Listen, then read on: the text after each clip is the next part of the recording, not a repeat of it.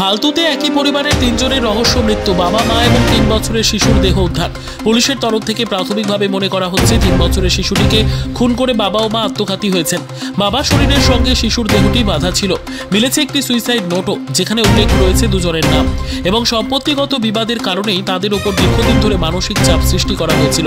সেই কারণেই সিদ্ধান্ত, এমনটাই সুইসাইড নোটে উল্লেখ করা হয়েছে বলেই সূত্রের খবর। তদন্ত শুরু করেছে কসবা থানার পুলিশ।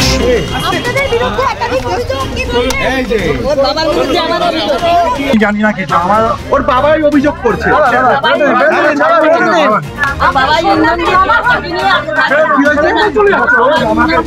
ইউজ লোনের জন্য দিয়েছে, পারিবারিক একটা অশান্তি আছে। হ্যাঁ, মোটামুটি আমরা আমাদের চোখে যেটুকু আমাদের কাছে আশেপাশে করেছিল সেগুলো কিন্তু কালকে মোটামুটি সবাইকে মিটিয়ে দিয়েছে।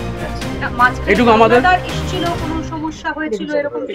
না না এরকম কোনো যাদের থেকে নিয়েছিল সব কালকে টাকা দিয়ে দিয়েছে।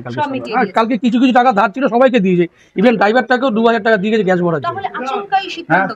আচমকা সিদ্ধান্ত যেটুকু বলতো, মাঝে মধ্যে একটা কথা বলতো যে পারিবারিক একটা সমস্যা হচ্ছে।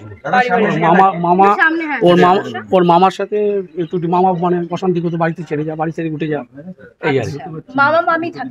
মামা মামি ওর আরেক মাসিও থাকে, সেটাও সেটা বলতে পারো। মামার ছেলে একটা মেয়ে আছে, সেটা বলতে পারো। ওটাই